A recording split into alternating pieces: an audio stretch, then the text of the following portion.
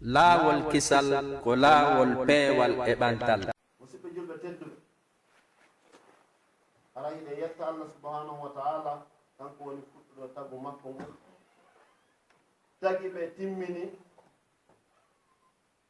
o sendi arsigaji jiyaɓe ɓen, o waɗi woɓɓe wasuɓe, o waɗi woɓɓe marɓe hikma makko. yetti kanko Allah subhanahu wa ta'ala piiji ko woni kon fuu e leynangi ngen ɗo hino subbum hinan ndemo ko woni enen ibnu adam e wata famgol ko honno piiji ɗin subbum hiniranta Allah subhanahu wa ta'ala. yilti hiɗen seeɗo wondema nelaɗo sallllahu alayhi wa sallam ko nelaɗo Allah, ko laaɓodiraɗo Allah, ko suɓaɗo Allah,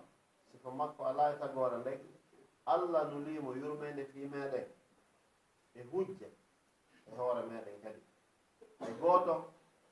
wawoyta wi'ugol nelaɗo sallllahu alayhi wa sallam yettaki e makko. o yettini nelal ngal no haniri noon, o jangini, o tinni e hoore kaɗo diina ha Allah subhanahu wa ta'ala ƴettitimo kanko nelaɗo sallah sallam o waccede hoore ko laaɓi koy kala selɗo ɗum ɗon hara on tigi majji. si ɗum feƴƴi jomirawo subhanahu wa ta'ala o daali e suratul hadid o wi ilamu ande on fuu onon tagaɓe ɓe wondema ɗan gurɗan aduna ɗan fonkuɗon ɗan wonɗon e dogude fi muɗum mo kala hino ɗaɓɓa tun ko wiyete ko rafahiya newene, mo kala hino ɗaɓɓa tun piiji satta piri, mo kala hino ɗaɓɓa tun doggol mayde ñawda galdi e piiji e ko technologie ji woni avancude ñande o ñande piyum kesum hino yalti. yomirawo wi ɗum ɗo fop namal hayatu dunia ilam, o wi ande ko yon watta yiila nanon fota ko ɓurano ni haalde ko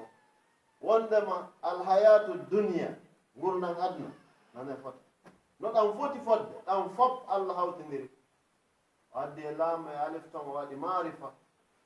o wi laibun ko fijinaaru wa lahawun e samata. subhanallah, adna no foti fodde e gone mum kon fof sina dewal Allah, Allah wi ɗum ko sama kala ko laibun wa lahaw. yeton ɗo misal ko wiyete lahaw. si goɗɗo yehi arano faala darnugol étage o yaha o adda sarsuma sappo jaare ma noge ibbe ha to pay koye fijo hoy koye kadi adda e oto hoy giri giri hoy to so koy koy e hoore jaaredi koye ƴawa kankoye kadi koye peela ɗon koye peela koye itta sengo ndiya jaaredi koye nawraɗa ko inna kanko kadi koye fijude hoore ɗon. joni hiɗen andi si ɓe aroyi joni fi darnugol ngol peela ɓe waɗa ko brouette, si ɓe nokki ley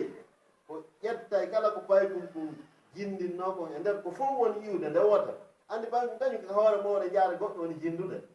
si wawi noon ari peeli ley ko fop woni e nokkede nde wota wiyete lahaw. andi bañ kadi no fija ka hoore terrain o yaɗo ka jaarede makko reyna no darnude ɗon waɗa gaykoye waɗa cuhoy wiyete lahaw. no wayi makko ko wonɗe e wadde fof aduna ɗo e piiji won so sare fop e bombuje mum e al piiji fof kala ko yiɗo Allah wi ɗum ɗo fof lahawun wa laib. lahawun wa laib ni wiyete ko sama kala e fijinda ko fi hon puisque koko lannata joni joni joni mara garanti hay hunde laibun wala. o ɓeydi ha joni sifanagol e piiji ɗi o wiwa zinatu juɗaɓe no labano nam ɗoɗɗari ɗo holli en suudu Allah nanimo mo darni 4 étage 5 étage ɓe no laba jamil ko oto labaɗo hendi jamil ɗo fof kono Allah wi fof ko zina. subhanallah, o wiwata faakonon baynako. allahu akbar, koko ɓurodiri ɗon ɗum hakkunde mo ko ɓurodiri de e ayi ngal ko yaltini ayi gaari waɗi daanwal mo kana yaɓalni tan allah e ɗum ɗo fof ko tafahurum bayna ko ɓurondirɗo limaga puisque marɗo togor on ara huɗum ndu ñappira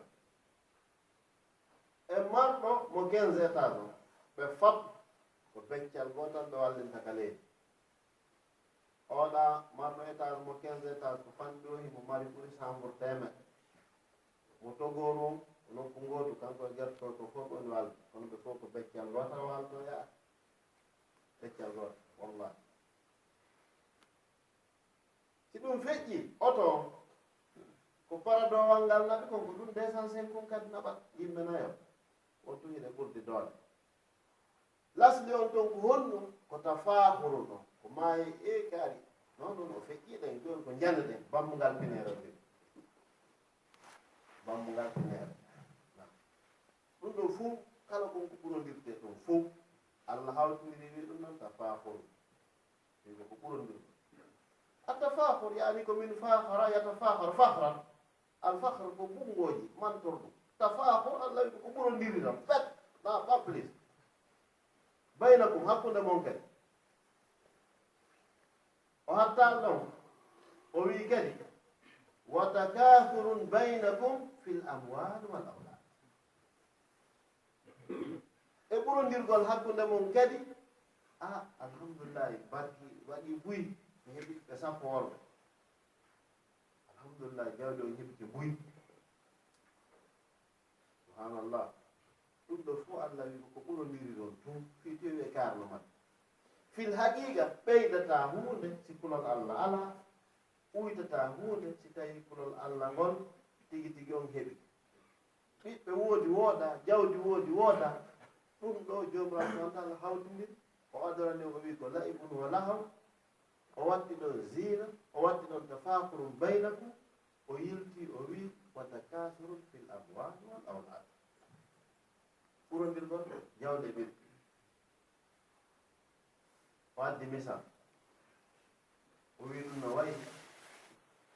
wasta ndiyan saaƴi jeenan fuɗi kaaba awama goɗɗo ara ɗum tawaɗene jebi no laba ha ara hari o anda kaaba ɗum no labane wona ɗon ha kaaba on ñayama ara yama leɗɗe fof gombe yoori yiide huɓɓama e mum no préparé ɗe jon fiyo jaabire ɗe jes ɗon andi ara hay hunde luttala summa e hi fatarahu musfarra laaɓa pos wonta hay hunde ala awa kala ko yiiɗon ka aduna ɗo kono wayi wono wayi jomiraɗo subhanahu wa taala wi summa yakunu hutama alhutam huwa aslu ma yakuluhu lbahaim nihaiyan wiyete hutam ko dammi ɗi ñamata haalanna few jomiraɗo subhanahu wa taala wi kala ko waɗɗon ko yiɗon ko waɗa e ɗo World Trade Center bourse wonso kala ko yiiɗo wiin allah e fof wonta e hutaman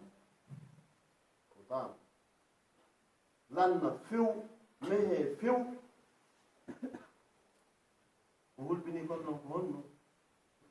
o jogindirɗon o wiya fil akhirati azabun shadid alahara ɓe te sattuɗino ton mana si tawi ko ko sifa ɗo fuu alhaali no ɗum heɓori noon hinakat no haniri hay jommum anda jogi lette monna si tawi noon ɗaɓɓirano no haniri finance a kadi e yarluye allah allah o jokkidir ɗon o wi wa mahfiratun wa ridwanum min allah yaafede bakkat no ton yurmede e yarluye allah no ton o dari ɗon o wi on fof wattane yiɗa anndon ka o darniri ayan ton wa mal hayatu dunia gurdam aduna wonani illa mataul hurur siwana gurdam hoɗo e jamfa fi honɗum ko allah wiɗi ɗam mataul hurur puisque neɗɗo wallahi kala ko woni hay mo reeva tum himo hoyɗa tum ay goɗɗo naɓuɗo ha heɓi tigiti 40 ans 50 ans mi cati tum mi hoɗa e sarno mi hoɗa e sénégal mi hoɗa e belgique mi hoɗa e guine e illa senditotako ko ade goto waɗa wonde a wata senditagol parti hono yaɗa la ka wonɗa o ko berɗon tum hollirali wonde hina e gollu e aduna o hollirali hina e ɗaɓɓu jawdi ɓen ɗaɓɓu koye gollu kono noon gomɗingol jawdi ndi gomɗina aduna waɗa aduna ka ɓernde muɗum ronka andirde wuri maaye ɗum ko probléme molanaɗo haray ko en andu kala ko woni aduna kon fof e yii résultat mum e waya ɗo haray ko en andu tigi tigi on ko haqiqa wondema woni haqiqa o ko diinal islam o woni haqiqa o ko dewal allah woni haqiqa o ko kulol allah donc ɗum ɗo fof ñande dangal ko en yoɓeteɓe fof jitte laɓɓine boy ɗon noon yewten ko raɓɓiɗi seeɗa fi ko yowodiri e fi landugol ko ko wolɗen ɗo koko allah wiyen ɗo laygol wala haw ko samakala ko fijindaru yewten allah ina waɗi programme kande ɗuɗo lannata ni ha iyan hara hay hunde lutta ɗum hino wiye dargal dargal sabu hittugol maggal ko allah subahana wa taala allah ino indingal inde hewɗe hino ari ñande ñande laabi temettati e ko fawi ko alqouranul karim honɗum ɗum tindini ko fii sabu mawnugol dargal ngal iɗon anndi enen ɗo fof si woni wono boye mo iɗon anndi en hollodiri ɗo hara inchallah ko neeɓa amiron e jombande ɗo suka maɓɓe exemple fino faande ngal ñallanɗo e fof yiyatama fi maggal goto goto e yiyatama ngal kadi jamaiya ko fi hon ɗum ko li ahammiyati aw li ahammiyati sabu himmugol ñallal ngal nde ñande gueɗal amir on no jom nam donc iɓe okka goɗɗo fi gueɗal maɓɓe on o jombama nde ñande fof hollita ko fi on par ce que ko fof yo foti fopp no besoin ni tawi gol fof no besoin ni argol wallito ko fi on puisque ko ñallal hittungal e man jaka yo ko non ɗon allah subahana taala hittiniri fi dargal sifiringal ko qouranul karim wowlingal e ayije différent ɗaɓɓaningal kadi inɗe différent al haaqa gongawal ngal al qari'a duɗɗowal ngal al azifa ɓattingal ngal oɗo andi gon ɓuuri hawnade ko piiji ɗiɗi piwngara ɗum ɗum allah wi ngal ɓattike hay gooto wawɗo ngal dirtinde ɗiɗa ngal ara ala azifatil azifa laysa laha min dunillahi kashifa hay gooto wawɗo ngal dirtinde ma pottina ala iqtarabati saatu wa shaqqa alqamar darngal ngal ɓadike lewru ndun seekike wayni raw ayatan yuridu wa yaqulu sihrun mustama haray si ɓe yii noon aya jeɗe ɓe a ɗum woni ko feƴƴatani tigi tigi o allah wi ayon andu darngal ngal nga ɓari ko ɓuri noon hulɓinade musidɓe julɓe toon fof eɗen nande fi darngal kono ande darngal wallahi ko woni hulɓinide ko rendez-vous mo allah mari de taggore nden fof rendez-vous kala ko tooñidirɗe hakkude men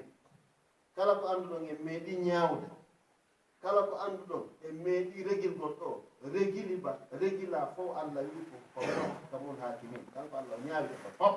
o jonnita jon gonga o gonga jonnita jon fenande o fena ɗon arande ñande ko ñallal hanugal hulde yaye ko wallahi mo kala weeɓitete golle makko ɗe nde ñande yi'e ande ko huwi ko enna en noddete yunadawna wahidan tilwal okhra bi asma'ih wa bi alwahim goto homo noddete nde ñande inde makko nden goto woode ko kaarini talkurkuuɗe makko ɗen ni ko ndowoni ko goni joni noon fiingal dalngal taw ko ande to ngal mawni wallahi ngal hulɓini sen taski ko qouran karim ko annabaɓe ɓen tan fuɗɗori bemmen adama allah subahana taala adi taw o artunka ɗe to allah yeeti laawol kisal ko laawol peewal e ɓantal juutay aren juste ndaren annabi moussa onne jeeya annabaɓe neɓɓe ɓe o yehi o kama sonnaki in tabi himo hootude ka makko o yehi ha e laawol hiver tawi jangol hino ɗuuɗi o wi moƴi ɓe gonde wone ɗo mi yaha mi ɗaɓɓanoya en ka iwlo ɗen mi hayni ke to ndaygu o hewti ka ndaygu tawi jaka ko allah addirimo ɗon o fiyo nele o wona annabajo allah wimo taw ya moussa fahla ana aleyk innaka bilwadi lmuqaddasi tuwa solu paɗe maɗe ka wonɗa ɗo kaka laaɓi paɗe gastaɗo solid jomirawo wimo innani ana Allah heɓi taw joni ko gerda wigol ko mi won taguɗo mi wonma fofinde min adduma haɗo min poota wonkimaki komi woni fof innani ana Allah la ilaha illa ana fa abudni hay gooto reweteɗo ala siwana min rewan min nane fota subhanallah siyaɓe hulɓiniɗo o wimo rewan o wimo kadi waajimi salata li dhicri ñinno julde ka jantagol fi am joni simiɗo yewtudema ɗo goɗɗum sifanagol makko honno hunde feƴƴiri tumina habbo taw ɗo en feƴƴi ɗon taw mi ɓisa ɗon gokku kum ɓisa kun ɗon holliri ko kum ɓuri wonde kadi important ko wona sifede kon fof o wi waajimi salata li dhicri jomirawo ɗo o kontin haala kam wimo e habbito o wota ko mbolnani entre parenthèse ko ɗum jomirawo yeetimo ka parenthèse o ko fi danga hayɓe fof kitaba par ce que piiji ɗi petto yeetimo komi woni Allah reweteɗo ala siwana min ñinno julde o wiye habbo taw o wotta ko yetto o wottomi yettomo fi dargal a yejjiɗo fi maggal dey inna saata atiyatu ko pellet ngal aray akadu ukhfiha litujza kullu nafsin bima tasa miɗo faala kadi sah komi suuɗirtangal par ce que mo kala nde ñande yoɓete ko golli ko wolɗe joni ko jomirawo waɗi mo misan ngar fala yasuddannaka anha man la yuminu biha wattaba hawahu fatarda subhanallah awa Musa yahu e nder ko yata ko iɗa gerdoyde e yimɓe fiyoɓe naatu diina ko satti wo taɓe geru haaron ka gomɗinde dargal dey ko satti wo dargal ngal ko ya hoolo ngal aray fala yasuddannaka anha man la yuminu biha kala mo gomɗinal ngal wata o riiwe few o sakko ma taw o sakko ma an on hoolo hoɗɗoɗa ngal aray leññande kadi mo kala yoɓete ko golli kon te kadi wa an laysa lil insani illa ma sa'a neɗɗo ala sina ko golli kon wa anna sa'yahu sawfa yura ko golli kon fof yiyete summa yujza al jaza al awfa o yoɓɓe kadi joddi yona subhanallah ɗum ɗo woni ko ɓe waɗi on say noon jomirawo fuɗɗitoyno ley joni kontingol fi annabako mum wa ma tilka biyaminika ya Musa ɗon woni ka juuɗe ma hiya asaya atawakkau alayha wa ahussu biha ala ganami wa li fiha ma'arib ukhra ila akhir al ayat ko tuggorɗo an nunni miɗa mari haaji e maɓɓe ɓe continue finanal ngal kono parenthèse on ɗa taw ma Allah yiyatomo dargal ngal maɗa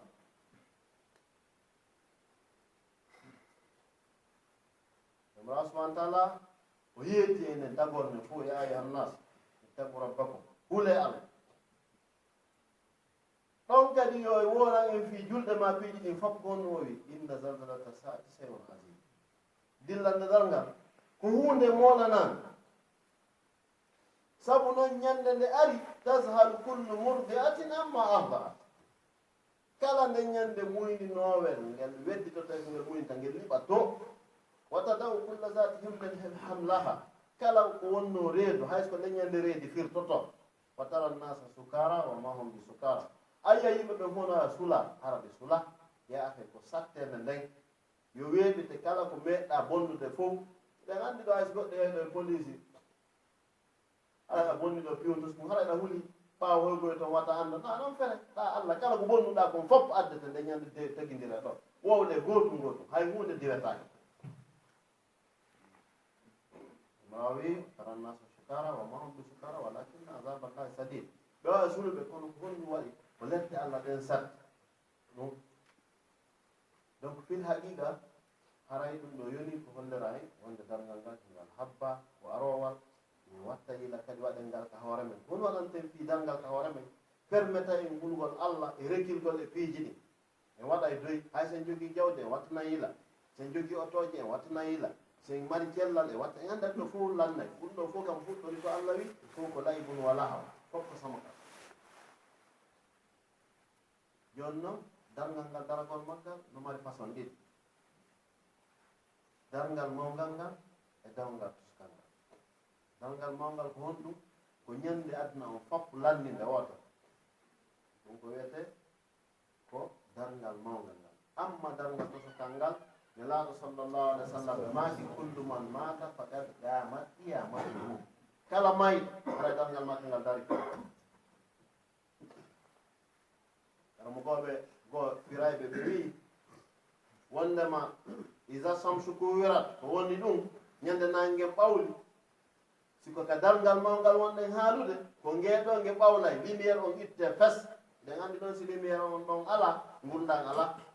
sinange ala gurdan ala joni noon ɓe inni o ka dalngal to sokal ko woni isa samsi kuwirat ko ñande ibnu adama on o maayi o lelna hunnduko on omba gite ɗen omba ko ɓawlta ɗon kon kanko harande ñande woni isa samsi kuwirat isan nujumum kadarat tettagol goode ɗen ka darngal mawngal ko ɗe goode fof ɗe ɓorot nde kala adna o bonay total détruise o lanna few amma ka darngal tosongal ka maygol ma an neɗɗo on ko ñande gite ɗen tawi yiyata hay hunde hara an kadi koɗɗen tetti donc ka angal juutingo ko non ɓe nawri ɓe firti ɗen ayeje ɗon ha kaɗe lannoy ɗon ka darngal mawngal e ka darngal tosokal si ɗum ɗon noon fof woniri noon ka haqiqa neɗɗo on maygol makko ngol en anndi laama haala ayeje ɗen fof ayatul maut min ahtaril ayat في بعض السياق الرب سبحانه وتعالى يقول لنا على أن الموت يأتي وراءنا ويدركنا ويقول جل وعلا أينما تكونوا يدرككم الموت إدراك يعني الموت يأتي وراءكم ويهاجمكم هجما وفي آية أخرى الله سبحانه وتعالى يقول على أن هذا الموت يأتي أمامنا ويلاقينا قل إن الموت الذي تفرون منه فإنه ملاقيكم ثم تردون إلى عالم الغيب والشهادة فينبئكم بما كنتم تعملون وفي آية أخرى الله يقول الموت يأتيك يا ابن آدم ويعمك عما ويهاجمك هجما قل يتوفاكم ملك الموت الذي وكل بكم ثم إلينا ترجعون وقال الصائر كل ناع فسينعى كل باك فسيبكى كل مذكور سينسى كل مدهور سيفنى ليس خير الله يبقى من علا فالله أعلى والرب يقول كل من عليها فان ويبقى وجه ربك ذو الجلال والإكرام فهذه هي آيات الموت أيها الأخوة فلا مفر لا مفر وإنما نأتي إلى سورة القيامة نرى الرب سبحانه وتعالى يقول عندما يأتي النفس الحناجر ويعرف الميت ويعرف المريض أنه سيموت فيقول ماذا؟ أو فيقول الناس الجالسين أمامه وجنبه يقولون ماذا؟ أين الراقي؟ أين الطبيب الماهر الذي ربما ينجيك من هذا المرض؟ هو يعرف أصلا أنه في هذا المرض ليس له رجوع إلى الوراء بل لا بد له بالموت. haray musidɓe julɓe tedduɓe mi wiɗɗon ni darngal mawngal ngal ko maygol fof nde wotere amma darngal individuel on ko maygol neɗɗo kala on maygol kadi neɗɗo kala hay nokku ala ka on tigi échappira wallahi fiyo darngal ma ngal dar ala hay nokku ka hamma nanen ɗo ayeje mayde ɗen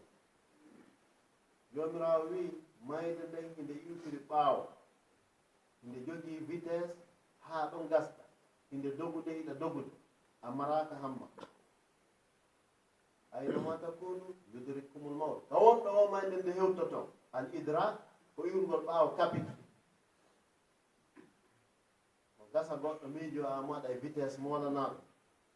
sa faala abra e tgv allah yon fotta e joni yeeso sotto jumati yeetoɓe nde mayde nde dogoto fa innahu mulaqikum on fotta yonno andi nde iru ɓaawi nde iru yeeso yaaki ko on tammata gasantinnaami liiƴira beccere. Ɗum noon ko ɗum woni ko Allah subhanahu wa ta'ala wi'i. Innama ya'ti an-nas al-hanaajir. Wa ya'rifu al-mayyit an wa ya'rifu al-marid annahu sayamut. Fa yaqulu madha? Aw fa yaqul an-nas al-jalisiina amamahu wa janbahu yaquluna madha? Ayna ar-raqib? Ayna at-tabib al-mahir alladhi rubbama yunjika min hadha al-marad? Fa yaqulu ma ya'ti wara'a ana wa yudrikuna. Allah subhanahu wa ta'ala wi wiyeto ɓe nelaaɗo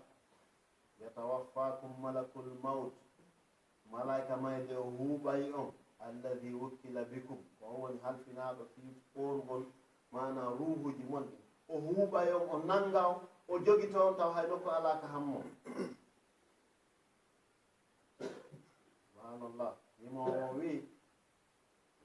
wo kullu nayi fa sayuna kala ewɗo ewol holliti e gaari maayi no yurmiri ɓe wi an kadi annduɓe hollitay ko ma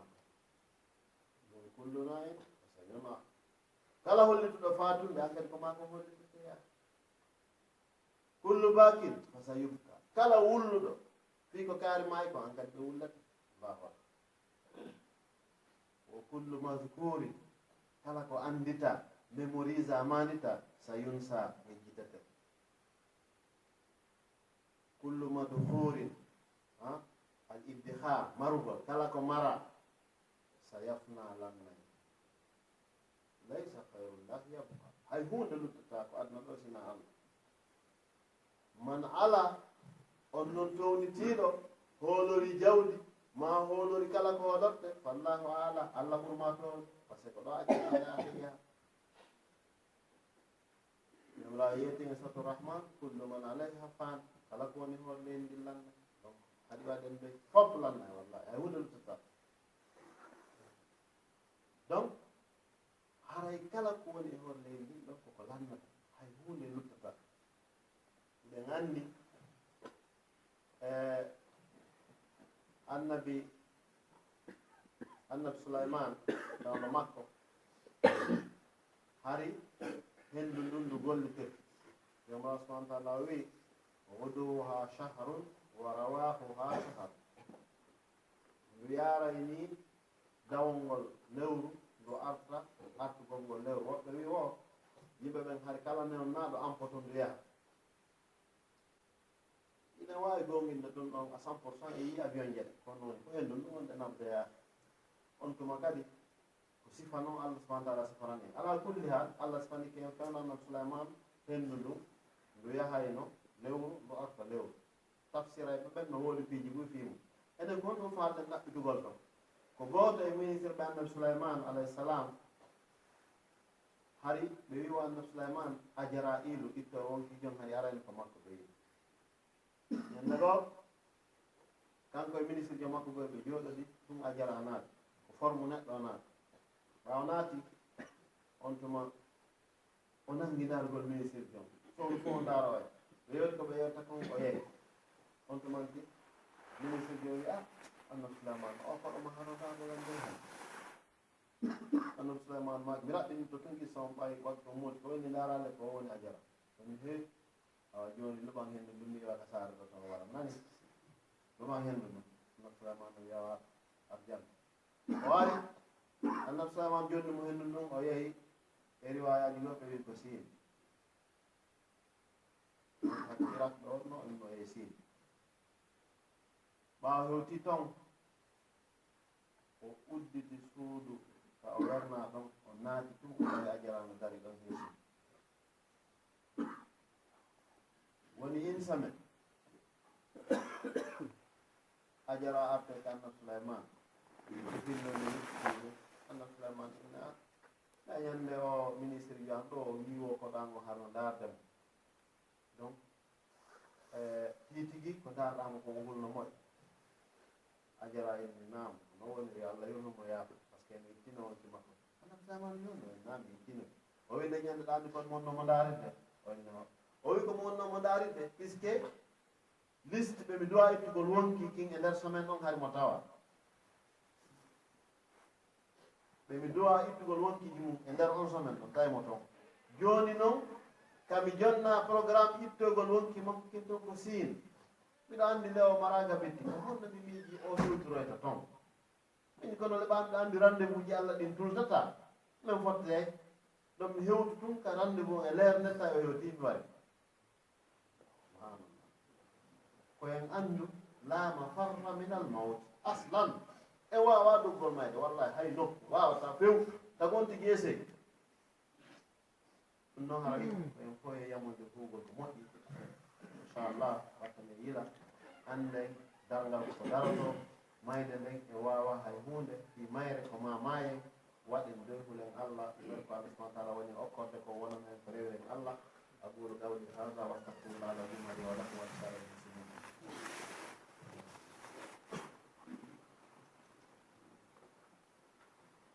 الحمد لله العزيز الغفار واسأله الاستقامة والاتكال وأصلي وأسلم على نبيه الأبرار وعلى آله وأصحابه الأبرار وسلم تسليما كثيرا إلى يوم الدين وبعد. أيها الأخوة المؤمنون، عندما تكلمنا عن القيامة وعن الموت كان من الجدير أن نتكلم عن البرزخ يعني ما بعد الموت، وأن نتكلم عن البعث، وأن نتكلم عن الجزاء الحساب، ولكن الوقت لا يسع لذلك، فإن شاء الله نكتسب بما سمعنا. فعلينا جميعا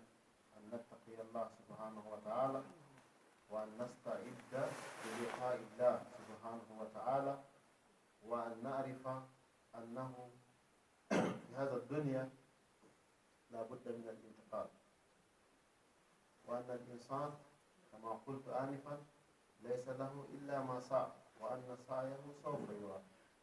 الله سبحانه وتعالى يقول اعملوا فسيرى الله عملكم ورسوله ثم تردون إلى عالم الغيب والشهادة. فهذه الآيات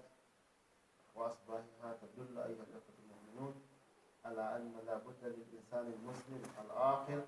أن يجتهد أولا في طلب الحلال، وثانيا في تقوى الله عز وجل، وثالثا في تحسين المعاملات بالكلية وتحسين العبادات، لأن هذا الدين كما تعرفون ليس فقط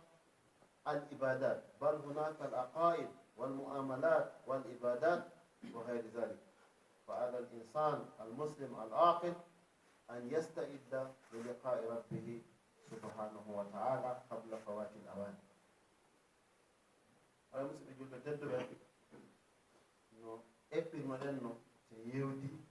في درجة دانغال ويهودي ده في أدنى أن يوم نعونه يهودي في درجة دانغال يهودي في مايدة